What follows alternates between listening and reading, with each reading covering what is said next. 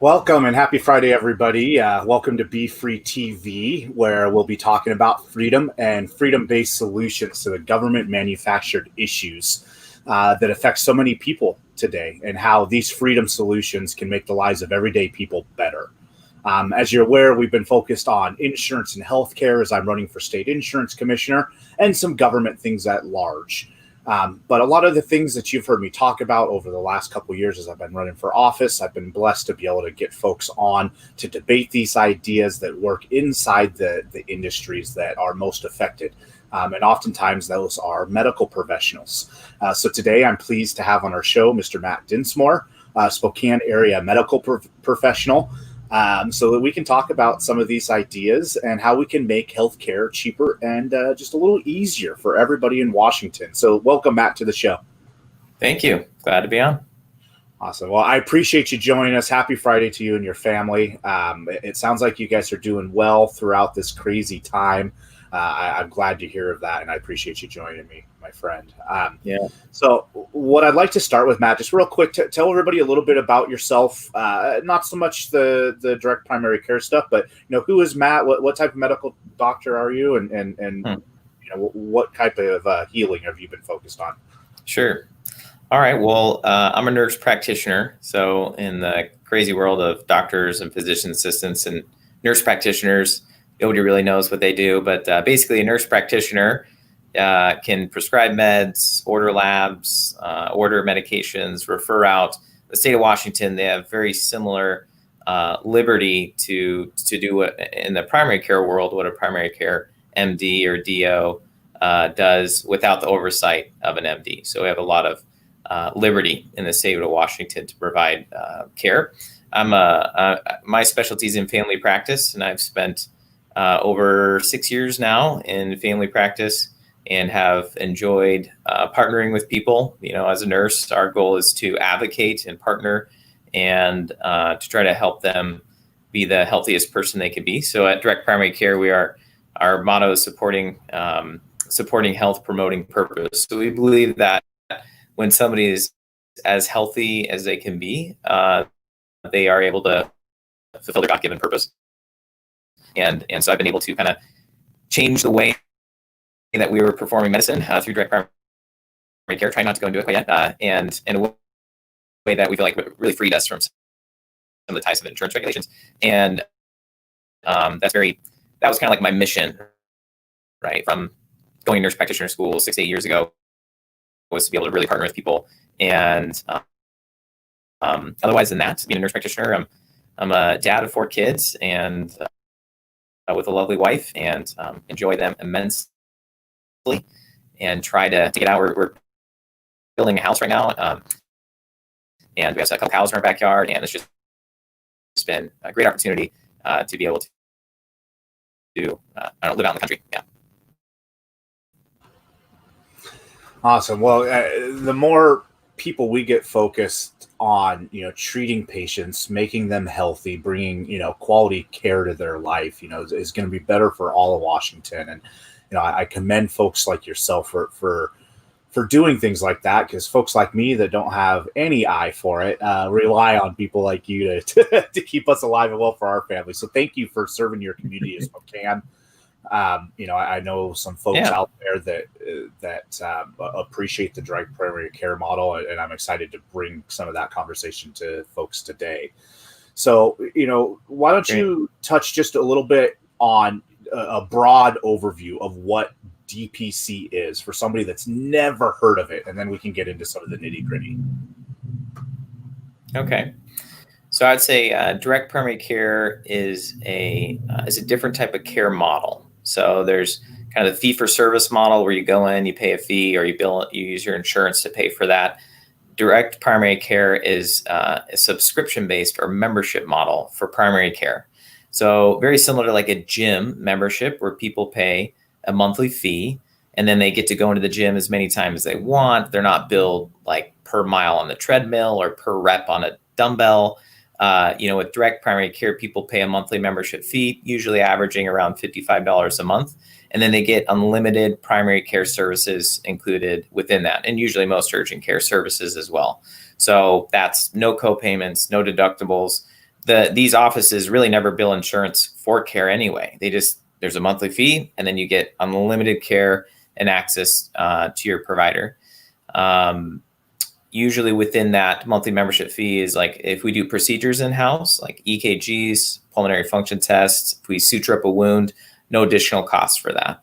If we do labs that result in-house, like a strep swab, urine analysis, glucose check, that's included within the monthly membership fee, no additional cost for that. So we're trying to just remove as many of those co-payment deductible barriers. The fee-for-service structure is like we need to see people in clinic and burn and churn through them. We believe that our model motivates to create good relationships. So we believe in relationship medicine. And so we have extended appointment times. Like our initial evaluation is usually 90 minutes. Appointments after that are usually 30 to 45. And it's like face-to-face with your provider. And so it's just this, it's a medical clinic, but the feel of it, people recognize it's much different. And it's no wonder, when you can spend a lot of time with people and invest in them relationally, the model nationally delivers patient satisfaction scores in the 95th percentile. So it's delivering high care. Studies are showing that there's better chronic disease management, reducing costs. There's all this end game stuff, but that's a 50,000-foot view of what direct primary care is. I'll add one more thing. In that not only are we medical advocates for our patients, but we're also fiscal advocates for our patients, which we believe should be the responsibility of a primary care provider. And frankly, it's a shame that it's not. But primary care providers aren't taught, nor do they know how to help people navigate the medical labyrinth that we all live in, right? And so, but we believe that it's our mission to help people. So it's like, okay, you have insurance or you don't have insurance, you have cost sharing, but we think you need an MRI for this shoulder. Let's talk about that. Does it make sense to use your insurance and go to this clinic, or pay cash pay price and go to this clinic? When it comes to screening examinations, when it comes to anytime they're leaving our clinic, medications, labs, whatever, anytime they're vulnerable to a medical bill, we're helping them, saying, hey, here's what we know, and here's where you may save costs. And it's not always that type of advocacy isn't always available for the patient to be able to do that for themselves. And then two, it's just like, you have to be in it in order to know some of these like back doors. It's just so confusing. I probably don't have to sell a lot of people on it that our medical system is very confusing and doesn't make sense most of the time. But so that's kind of the second aspect of direct primary care, is the fiscal advocacy. Wow. You're, really touching on something that I think is important, both ends of the spectrum. It's not just mind or body, right? It's both mind and body, or in this case, it's both, physical health and financial health. And yeah, I mean, as we're going through an economic crisis here, that's only going to grow over the coming years, as the ripple waves come through Washington with this lockdown and the economic aspects of it. You're going to see financial stress on people. And that has a lot of negative effects on people's relationships, on their emotional stress, on their mental health. Sure. And so, man, thank you for caring enough about people's financial well-being that and understanding that the two are, kind of hand in hand in that respect. Yeah. So well, as a primary care provider in the insurance billing world, what we find is that patient, the adherence to a treatment plan is not nearly as high, come to find out when you look at some studies, as what we would wish them to be. So I could write a script, right? I could say, here's a recommendation, and I could give that to the patient, but the adherence to that actual plan is not always very high. And I think a lot of times because we have no idea what we're putting our patients through, right? Like, I write a medication, but they have, their insurance is, you can have the same insurance, but a different plan. And so co-payments and deductibles are just totally different. And so they go to one person's insurance covers this medication really well. And another one says it's denied. You need to try 3 other meds before you can try this one, right? It doesn't matter what I prescribe. Their insurance says yes or no. So, what we found is that the adherence is I don't know if I want to say poor, but adherence is decreased, right? And health outcomes are not increased unless we help people navigate those financial waters. And so we felt like that's really the true step of primary care. is not just here's where you're a health advocate and here's the recommendations and the guidelines, but is let's help you face those barriers. Now that we've given those recommendations, what are the barriers that you're going to find for doing a physical therapy treatment plan? Like, is that just unreasonable for your schedule? Like I work 12-hour days and they're on the weekend. I don't know, like everybody's situation is different. And so we have to a lot of times be original in helping people walk through those waters. And so it's been a privilege to be able to walk with people through those things at a more in-depth level than what we were able to do in the insurance billing side. Yeah, I think you touched on a couple things that are important there. One that important factor is everybody's lives are different. Another word for that is diverse, which is why I sometimes find it frustrating when maybe Democrat politicians like to do one-size-fits-all solutions when they're the party of inclusivity and diversity, or so they claim. And when we know as humans, as citizens, and as doctors and nurses and chiropractors and dentists and stuff, right, that no two people are the exact same. And I think it's really important that we embrace that diversity at the healthcare level instead of mandating one size fits all solutions. And then in turn, insurance then kind of doubles down on that as they protect their interest and they're just looking out for their bottom line, which, business Sure. is business. So I think it's important to acknowledge that our health is diverse and that's okay. So let's make for as diverse healthcare system as possible so it works for everybody. You also mentioned, the system is difficult, and I think everybody would tend to agree with that healthcare is complex and it's difficult and it's frustrating. And, the last thing you want to do is actually have to use your health insurance. Sure. I've got a supporter over in Kitsap County. She's a fellow nurse practitioner to yourself. She left the hospitals because she wasn't able to focus on medicine and because she was seeing kind of the stress points that patients were dealing with. So now she is a concierge nurse in the sense that she essentially helps patients navigate the system as opposed to focusing on just health or just the finance. She literally is a for hire, like let's say you got a grandmother, right? And you can't be at the hospital for the day of her surgery, right? This nurse will actually go travel and be an advocate, a nurse advocate, Sure. So folks like her, folks like you guys are cutting edge. But some of the things you talk about, Matt, here are reminiscence of things of the past. So do you know the history behind direct primary care, when it became modernized and maybe how it's similar to what we used to have? Sure. Well, my understanding is about 20 years ago, actually in Washington, the model of direct primary care was born. And it was basically, there's kind of this split. There's an arm of what we call concierge medicine, which is where they bill a monthly membership fee or an annual fee on top of, at times, billing a person's insurance, right? And then out of that, I'll build an alternative where somebody says, maybe we can just do a monthly membership fee and let go of the insurance and all the regulations and all the overhead and all the things that are not driving better care, but are just adding, just another cog in the wheel. And that kind of birthed out. And that was about 20 years ago. Now, since then, because anytime you bill a monthly fee for healthcare, the insurance regulators across the nation want to regulate that, want to say, is that insurance? Because if it's insurance, you got to abide by insurance rules and regulations, right? And so since that time, states have set specific, I want to say it's like 34 out of 50 states have specific laws for direct primary care saying that it is not insurance, right? Which is what we want it to be, because we can't handle that regulation. We want to be separate from that. And so there's certain laws we have to abide by.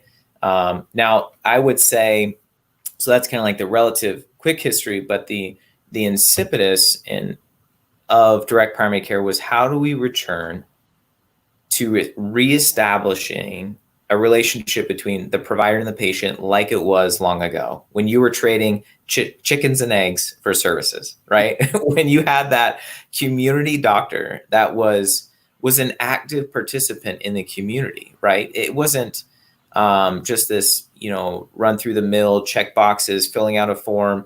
I've heard now that there's more time spent in documenting an encounter than there is face-to-face with an encounter with the patient. And the average primary care visit is around 11 minutes. And so who knows what time of that is actually face-to-face time with the provider. And it's destroying the morale of providers. Providers did not get into providing care so they could document and so that they can meet insurance regulations to get reimbursement. They understand they have to keep the lights on, but why they got into medicine was to help people. And they're generally very relational, generally. And so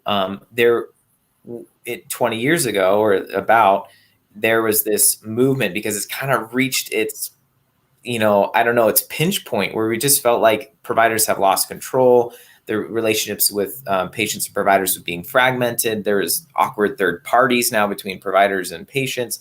And so, a small group, but growing group of people just who are fed up with it said, how do we kick the insurance and return patient-provider relationships?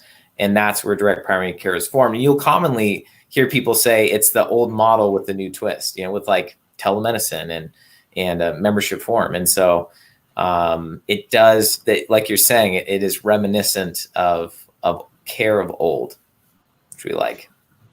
You mentioned, the insurance regulation, and, something that's important to note is while there are some protections, like you said, in a lot of states, in Washington, I believe does have some protections there. You would know better actually, because that's actually outside of my scope as insurance commissioner. So I haven't researched it as much as maybe I could have.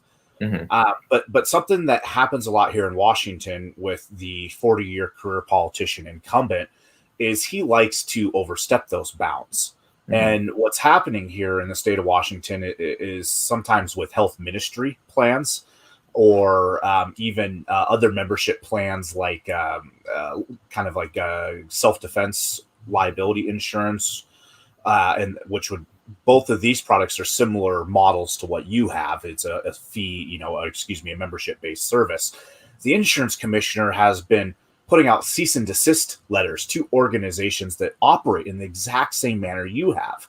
And what's happening is his lawyers are more well paid than what maybe somebody like you or I could afford to go handle as a small business, or even a moderate sized business that pulls in a couple $100,000 a year. And that puts businesses like yours at risk, even while you're currently complying. Because if an insurance commissioner wants to make an example out of something that maybe he has a differing opinion on, he has the government power to do that until the citizens stand up and fight it in court. And there have been some cases of citizens fighting this in court recently. But this is why positions like insurance commissioner, why it's so important that we talk to people about the power that this position has or is abusing. Because the last thing we want is a wonderful medical person like yourself, Matt, to not be able to do what you love and what you're good at. So we need to give more protection for that. And I think the simplest way to do it is to elect people that understand what freedom in health truly is. If what healthcare rights are. There's a lot of debate now, is healthcare a right? And we have a right to seek the medical care that we desire, free from government influence. And the fact that Matt even has to worry about an insurance commissioner and having laws to protect his business is terrible. What are your thoughts on that? I have more thoughts than probably, but I'll share one thought. And that is, so actually, in part of the direct primary care legislation is the Office of Insurance Commissioner once a year has to deliver a report on direct primary care and within the state and deliver it to legislators, right? And give them a heads up of what's going on. And you're right in that for some reasons I can't understand, the Office of Insurance Commissioner has become antagonistic against direct primary care clinics.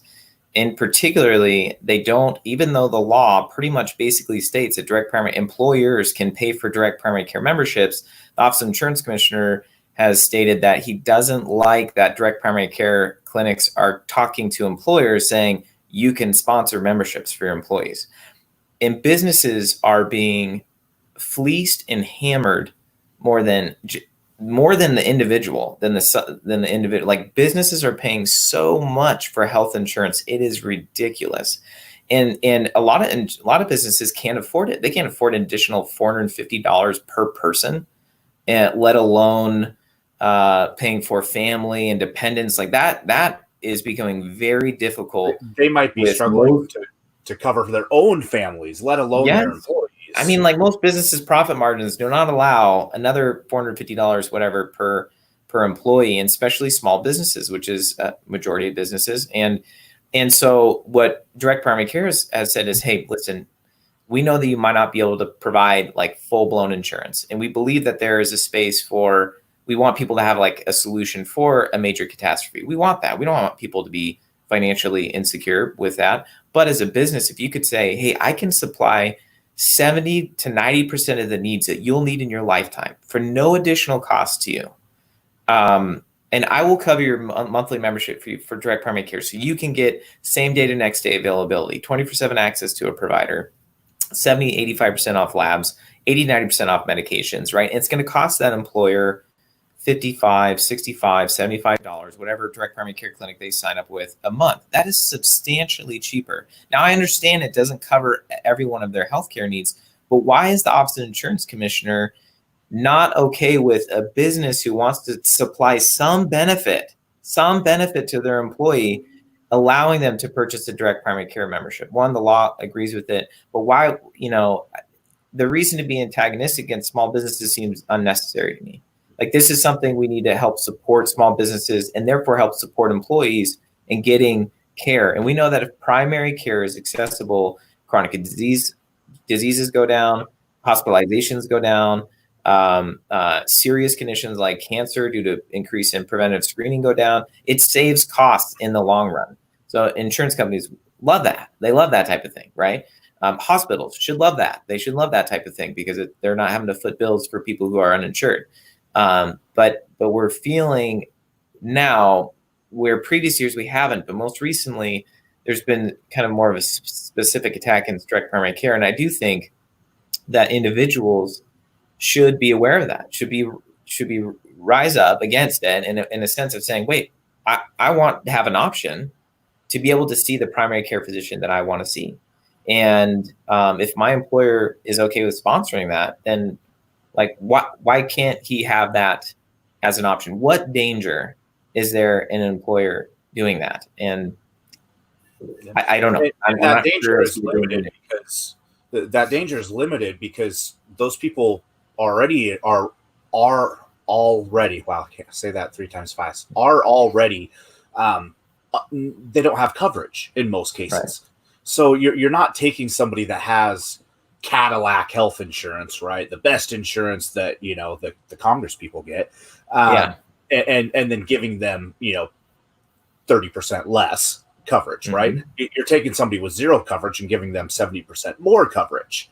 Yeah. And that's harmful, right? If we want healthcare to be affordable and we want people to have access to care, we need to be empowering every single solution out there. Sure. And let the consumers vote. Like, if it's a bad model, you can write a letter to the Office of Insurance Commissioner. But if consumers don't like the model, like, I believe it will die. It will not live on. And so, like, let I don't know, capitalism work. It's my opinion, but yeah. So a couple things here then. So were you always in this model? No. Yourself. Cool. What broke the camel's back? What made you finally take the chance? Because stepping outside of what we know, whether it's insurance or anything, right? Whatever your subject is that you're comfortable in, right? To step outside that paradigm is scary. Sure. For some. Yeah. Yeah, it was scary for me. I was nervous about it. I'm like risk adverse. I don't like gambling, and I'd rather have $20. If somebody said, I'll give you $20 or you have a 1 in 3 chance of getting $80, I'd be like, give me $20. I'll take the free thing, So yeah, it was nerve wracking. But the straw that broke the camel's back for me was when I was working in this other clinic. What I saw was many good providers, like good people. People who are not motivated to have the highest salary, like they're working in rural healthcare with very difficult populations. Like they want to invest in people, and I saw them just being burnt out and doing odd things at our meetings, like where all the providers get together, and it was like they were just would become real nasty towards administration. And what I realized is that was, we're taught to treat the disease, not the symptom. And I realized that is a symptom of a disease, and the disease is this healthcare is an insurance billing model, fee for service model is destroying providers, and it's terrible at providing care generally, very bad. It's not the best model. And so I thought, man, there's got to be a different way. And I thought, okay, I'm just going to open up my own clinic then. And I won't make a lot of money. We'll bill insurance we'll make sure we have 30-minute appointments. We'll invest in people and relationships. And I realized, holy man, there's no money in that. Like you really can't, open up a primary care business and make money without really going through people. And then I stumbled along this model of direct primary care, and it was like a voila moment. Like, so if somebody pays me a monthly membership fee, or as a provider, who am I accountable to? As a business, who am I accountable to? I am accountable to the patients. I'm not accountable to an insurance company. If I work in the insurance billing world, I'm accountable to the insurance company because they're the ones paying the bill for the clinic, right? Fiscally, I'm accountable to them. Here in the clinic, I'm fiscally responsible and accountable to the patient. And I felt like that is really important because it still gives the patient majority voice, which they're losing. Patients don't know this, but they're losing voice in their decision in their own healthcare because the insurance company is making choices for them all the time. And I feel like the direct primary care model kicks out the insurance company, and not that it can't be useful in some cases, but that in the direct primary care model, it's reestablishing this relationship.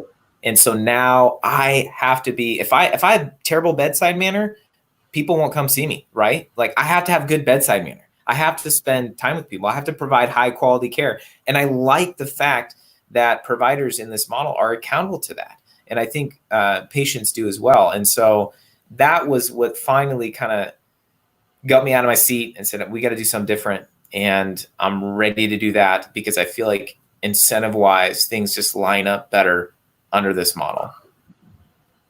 I'm hearing rumors of that being true with a lot of medical practitioners out there. And we're kind of in this paradigm right now. I had a call a couple of days or yesterday actually with Matt Marshall. He's running for legislative district, and he's I think he's a nurse practitioner as well, if I remember correctly. Oh. Forgive me, Matt, if I quoted your job title incorrectly, but he'd said that he's heard just in the last couple of weeks, small medical providers shutting down. They were already struggling with the insurance model, and now with the lockdown and losing care and stuff, and those businesses are not going to be reopening. And then you hear about, maybe people in their 40s or 50s that maybe have another 20 years of medicine left in them that are retiring early or selling their practices because they either one can't make any money or two are just frustrated with even just with the care, right? With the lack thereof, right? And these people aren't greedy people. They're not, like you said, they're not in it to get rich, right? Yes, we all need to make money. Yes, we want to take a vacation or three if we can. Yeah. But they're leaving and either retiring or, the younger generation like you and I are just switching models. And when they switch, they find that they're having better outcomes. And I think that's what's most important, is having better healthcare outcomes. Sure. Yeah, absolutely. Yeah.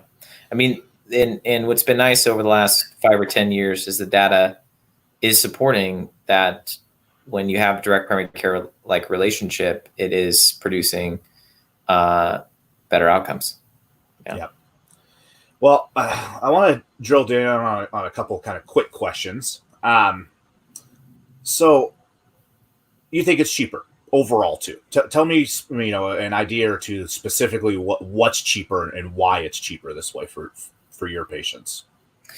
Well, there's a couple scenarios in which I think it could be cheaper. So one scenario in which it's not cheaper. So when it comes to cost sharing networks, so somebody who's, let's say, doesn't qualify for subsidies through the state is paying for health insurance and they're generally healthy, but they're paying, for their family $1,200, or in my case, I would have had to pay $1,500 to continue my insurance. You can get a cost sharing network and a direct primary care relationship for family the size of mine for 50, 60, 70% less per month, and still receive care that's in 95th percentile, and still have coverage for some major, I shouldn't say coverage, that's an insurance term, can still have sharing options yeah, for major medical expenses that are working out very well. Like there's history with Christian Health Ministries and Liberty Health Share and Zion Health and things like this that's showing that they're decent models, right? So direct primary care covers primary care, urgent care, cost sharing networks cover the rest, right? And then high deductible health plans. I think direct primary care works well and generally saves people about 20 to 30%, because with high deductible health plans, you're paying a lot before your insurance begins to kick in. It's basically like a catastrophe plan outside of one covered annual preventative care visit.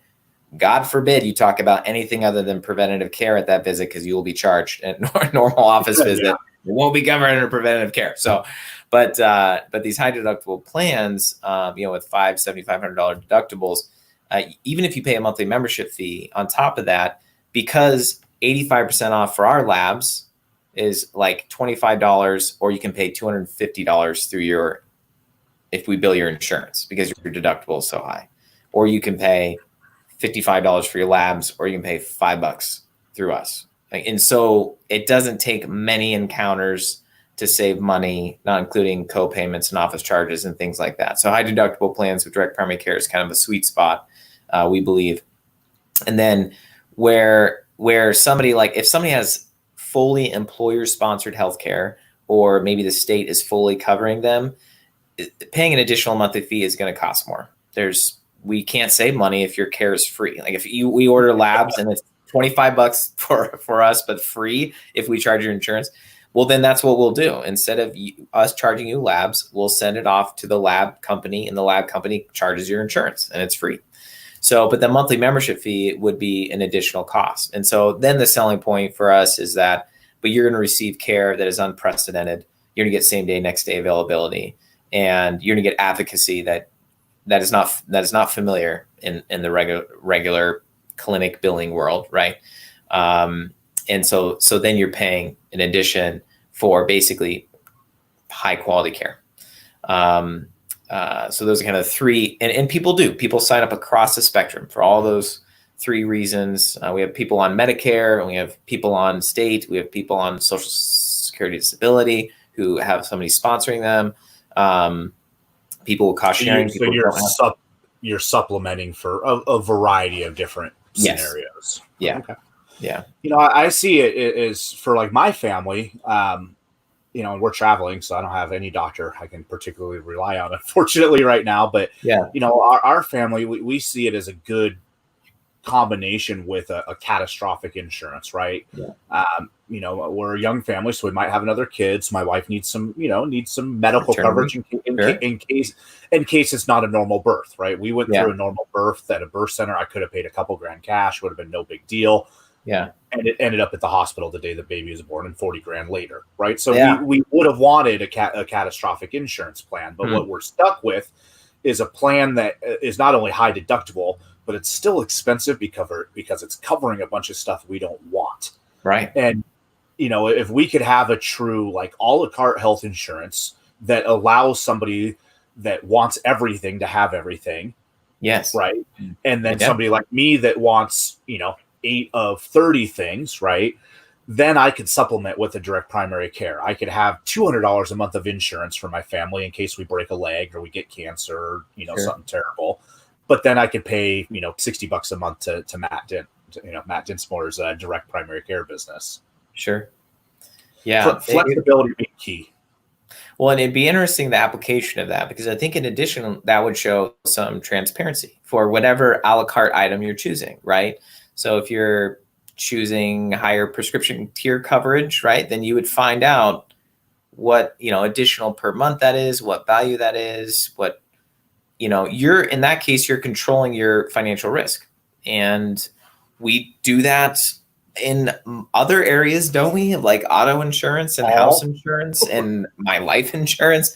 I'm measuring risk, controlling it, deciding how much we should be insured for, and why we don't have more options in health insurance.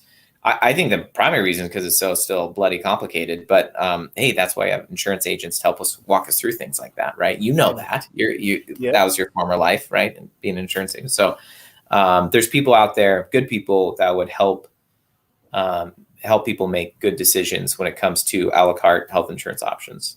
Yeah.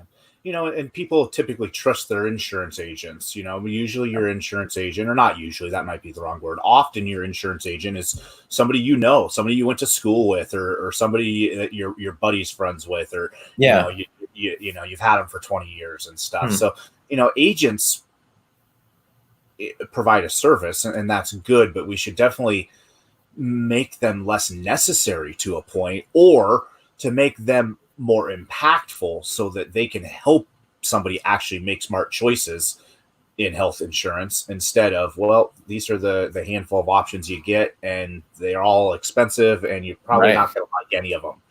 Right. And our insurance commissioner's excited right now because we have now in every county, we have 2 choices for health insurance options versus last year we had 17 counties that only had 1. So, he's patting himself on the back because people have more insurance choices, but then he's going after folks like you that are making it so they don't need insurance, or they don't need it as much.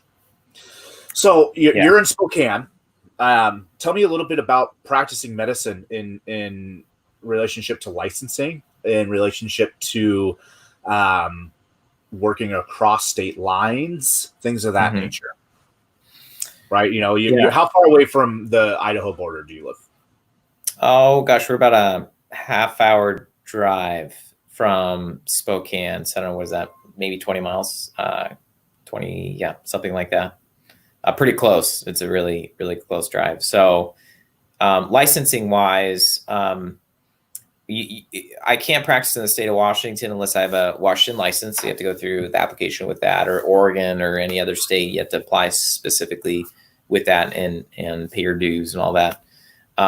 There are some instances in which prescriptions, like I don't even have the right to prescribe, to technically have it filled in Idaho. If I wrote a script and somebody went to go fill it, I can't prescribe to like a local Walgreens, and then they could transfer it to Walgreens out in Idaho and fill it. Okay. So, drill in on that again. That's new to me. So highlight that. Tell me that one more time. So when it comes to like blockchain pharmacies, the Walgreens, the Rite Aids, help me out if you think of any more. I don't know, Safeways maybe if they're outside states, but Walmart is a good example. We can write a prescription to locally to a Walmart pharmacy.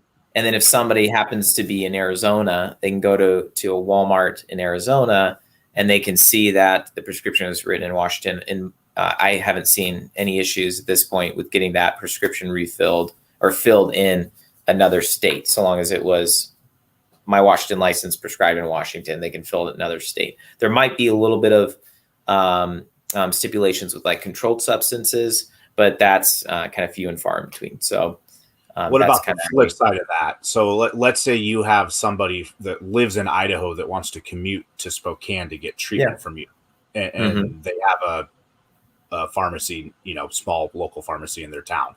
Or did you say that if you wrote them a prescription here in Washington, that they can't take that prescription to Idaho unless it's transferred through essentially a corporation that says it's okay? That is my understanding. My understanding is that if I don't have an Idaho prescribing license, that pharmacist could say, hey, this is not a licensed provider in this state, and therefore we can't fill this prescription. Yeah. Interesting. So it's easy enough to stop on before you get across the border to hit the Safeway, right, and pick it up there, especially if you know that law exists. But why should they have to? Right? If it makes them make a choice that they wouldn't otherwise make, it takes a convenience out of their life or a liberty out of their life, and you're just trying to give them medicine. That's interesting. Yeah, I'm not sure. I think there's in their attempts there's better attempts to prevent abuse. I think maybe that's one of the there's a couple other things I just thought of, but their attempts to prevent abuse. There's better attempts at like the prescription monitoring program through the state, and that's if there was better communication nationwide, so that let's say I prescribe a narcotic medication, they fill it in Washington, and they copy that med and they try to fill it in Idaho. That Idaho pharmacist could see that, wait, this has already been filled because we have this database for controlled meds, however you feel about databases, database that says voluntary, right? I'm all for voluntary databases. Okay. If your two pharmacies want to, maybe they want to make sure they're taking the best steps necessary to make people healthy, right? And they want to stop them from abusing something privately. I'm all for that. I just don't think the government should necessarily be interjecting in that. At best, they can help facilitate it by getting state commerce laws out of the way. Yeah. So I think, and there's some states where legally nurse practitioners can't prescribe some meds. Most of the Northwest states have very liberal prescribing laws for nurse practitioners. So if I went into Idaho, I still could prescribe all the meds, or Oregon, I could still prescribe all the meds that I can prescribe here. But there would be certain cases in other states where that same nurse practitioner, if they get a license, would not have the authority with, let's say, without the oversight of an MD or something like that.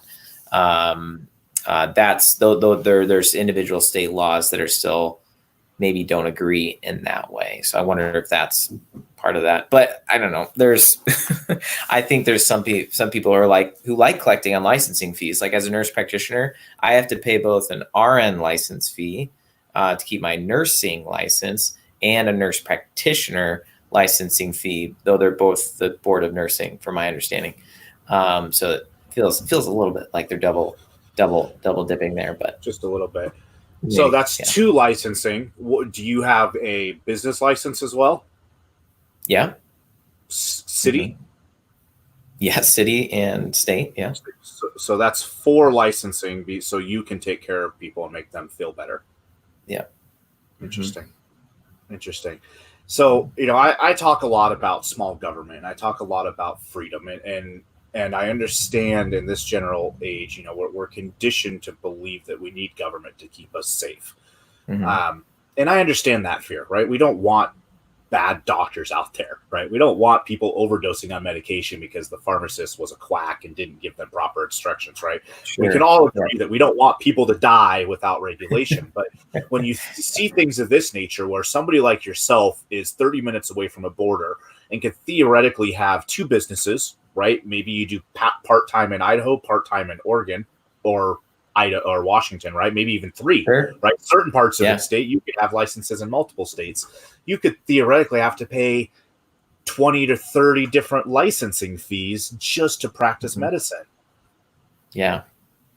I mean, it's not like for us to open up a clinic in Coeur d'Alene would be possible, right? But you're right. It would be additional licenses and because as a provider, likely we would cover for one another within the clinic, right? So it's a cover for an Idaho, let's say that provider there for the same organization goes on vacation, I have to have an Idaho license in order to cover for their patients. And so I didn't even think about that. I've got a gal friend who is a traveling chiropractor.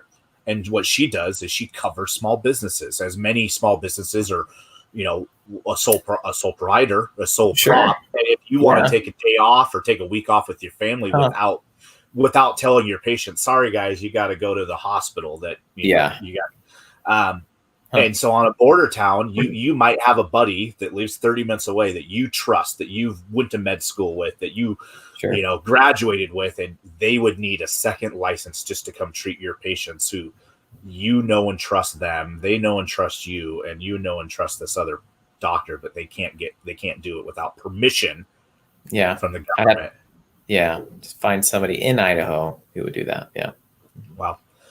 Well, I want to do everything I can anything I can do to help make insurance cheaper, make healthcare more affordable, make it more accessible. And this double dipping, this quadruple dipping, this 30 times dipping, I don't even know if there's a word for that, that has to stop. But we need to acknowledge that people that go to school to become a nurse or to become a doctor, they know what they're doing. That's what they've trained for. They're experts in these things, and the government shouldn't be getting in the way, making that more difficult. We should be doing the opposite. We should be empowering people like Matt to take better care of our communities. And because when we do that, we're a healthier society, both mentally, physically, financially, and that stems down into our marriages, that stems down into our parenting, that stems down into things like violence on the streets, right? These things are all intertwined into one another. And it's easy to look at, well, Anthony's running for insurance commissioner, he's not talking about homelessness or Black Lives Matter. So his race doesn't matter right now. But insurance affects everybody. Yeah, healthcare affects everybody. And these are such important topics. So, Matt, I appreciate you being brave to step out into an industry that's new. I want to just touch on one last thing here, and we'll end the Friday here. People can get to their families and dinners and whatnot. But you mentioned telemedicine earlier, and this is something that as a libertarian I've been talking about for a while now. The state insurance commissioner, now I know this doesn't affect you, but I want to kind of draw a picture here. The state insurance commissioner, due to the COVID crisis, just gave insurance companies permission to bill for telemedicine. So a doctor that takes insurance and has patients coming in and out of their doctor's office, at Everett Clinic all day, insurance was not allowed to be billed for telemedicine because they essentially didn't have a billing code for it. They didn't have the appropriate billing code for it. And the insurance commissioner had to come in and give permission to make these things happen, which I just think is appalling. We should treat medicine,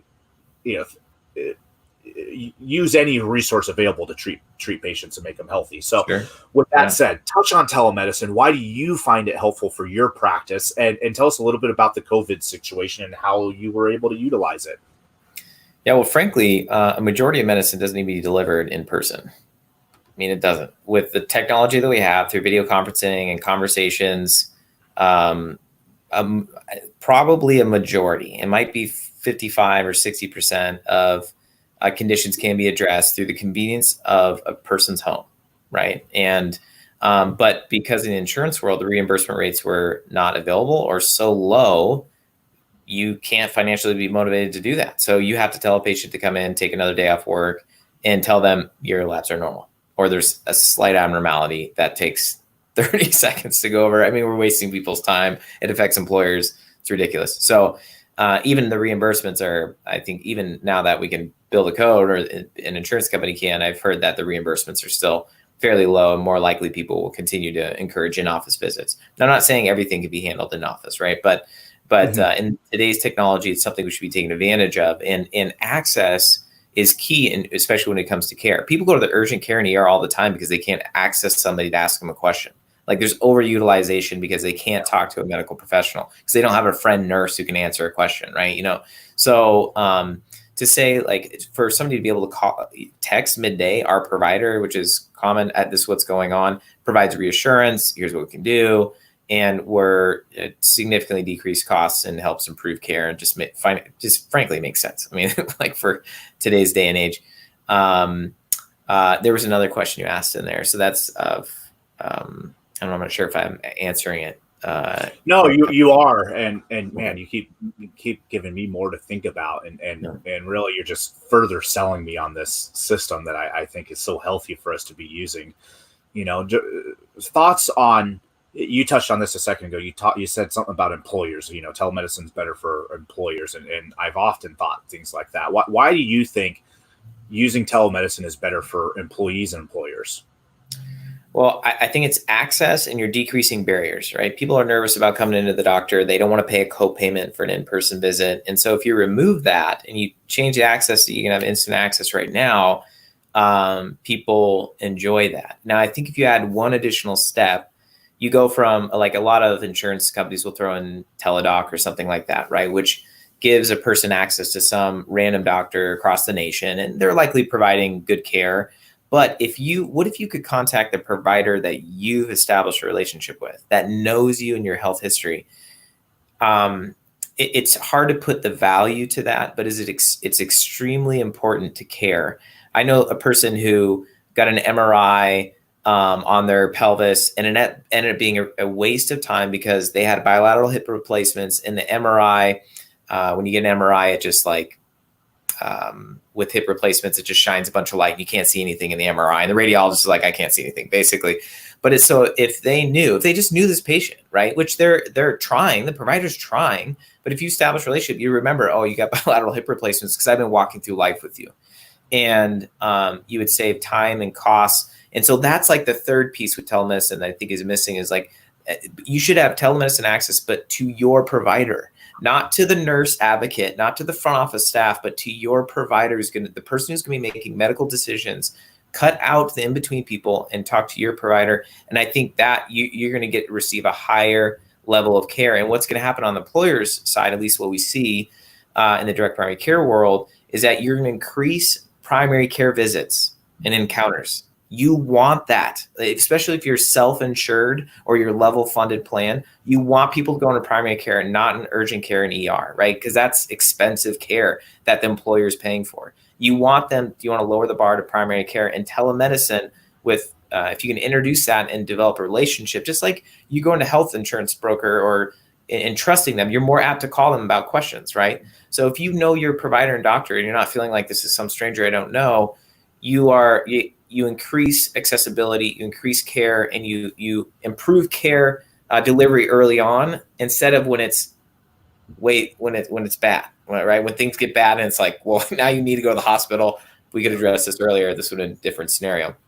You were talking about COVID, and there were several people that we screened, at least when the CDC guidelines were saying these are the people that were recommending doing swabs on and self-quarantining and following those guidelines. And we did a majority of that through telemedicine and saved people visits into some sort of urgent care, saying, hey, listen, you may have it.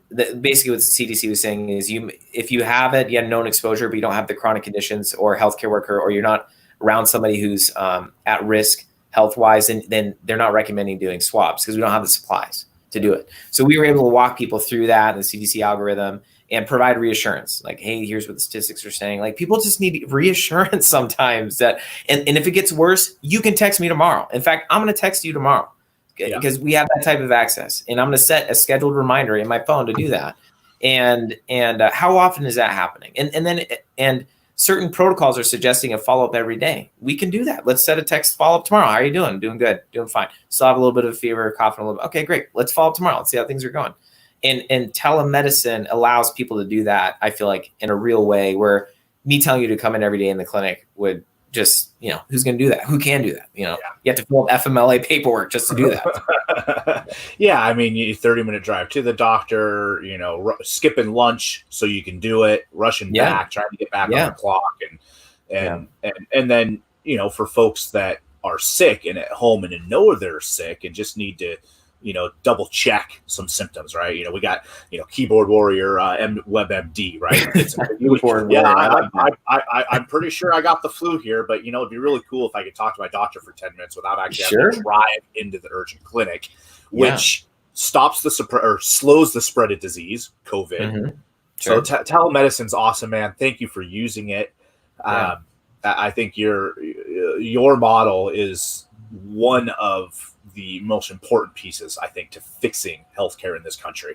I'm encouraged to know you. I'm encouraged to be learning from you, and I will tout your profession as greatly as I can. And on that note, tell everybody where they can find you, your clinic, or even if you got any buddies that live in other parts of the state that are direct primary care doctors that you'd like to pump their practices.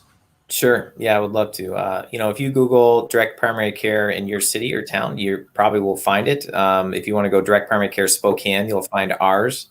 That's the name of our clinic, is direct primary care. It's also the name of the national model, just to make things confusing. And there's Dr. Baker in Liberty Lake. He's doing a great job. And there's another one in Post Falls. I'm spacing on his name right now, but he's also doing a great job. And just kind of because he's across the border. He's across the border, and you can't keep up with those guys. It's in every state, and it's probably in it's in most major cities, even some rural towns. I mean, if there's 35 plus, I think in Washington alone, it's just a matter of finding it. So if you believe in the model, you can either Google direct primary care near me or something like that. There's also frontierdpc.com, and it has a mapper, so you can kind of scroll down and find any direct primary care near you. And if anybody has any questions or something like that, say, what's this about? Or I'm an employer and I'm looking at this for my business, and how does this work with level funded plans and get you reimbursement or self-funded plans? It can work really great. You can email me at mattd@mydpcclinic.com. Nice. And you're on Instagram. I follow you. Where's your Instagram? Yep. Yeah. Oh gosh. At mydpcclinic is our Instagram. Yeah. Cool, man. Somebody's managing that now. So it's like, and I was happy to give that off. It stresses me out. Well, you'd rather hire somebody to manage Instagram than to manage your insurance billing, I'm sure. Yeah, probably true. That's very true. Pictures are a little happier than insurance billing codes, denials, and pre-authorizations. Oh my gosh. Yeah. It's awesome. A mess. Yeah. Well, Matt, I might need to twist your ear again here one of these days. I think there's probably 10 or 20 things that we didn't even get a chance to talk about, but I will let you go at this time. Make sure to check out direct primary care websites. Look it up. These models can help. They aren't right for everybody in every situation, but they can help provide relief to people today that don't have insurance and need some type of affordable health care. I highly encourage you to check out this model. I think it can change lives. And when my wife and I finally settle somewhere after we get on this off this campaign trail, we will be looking to develop a relationship with a direct primary care physician like Matt. You won't regret it. You won't regret it. Yeah. Awesome. Well, I appreciate you all joining. If you like what you saw today, share it, like it, rewatch it with your friends, put it on your Facebook feeds, put it in your LinkedIn's, share it with your family members, because we need to spread the word. And in the meantime, go to anthonywelty.com. We are selling t-shirts, signs, bumper stickers here for the campaign. We are 53 days out from a primary election where we have a 40-year career Democrat politician that does not like direct primary care, and a Republican that I don't think knows what it is. So I am the obvious choice for this role in 2020. I'm the only one with a plan to actually promote cheaper insurance and cheaper healthcare in a way that brings value to your life. So I'd appreciate your financial support. Buy a t-shirt, wear it out as social distancing guidelines are loosening, and we can, apparently protest wherever we want. So put my shirts on, carry a yard sign with you, and I appreciate you joining us here on this Friday. I will leave you with that. In the meantime, be free and vote Welty 2020. Thank you.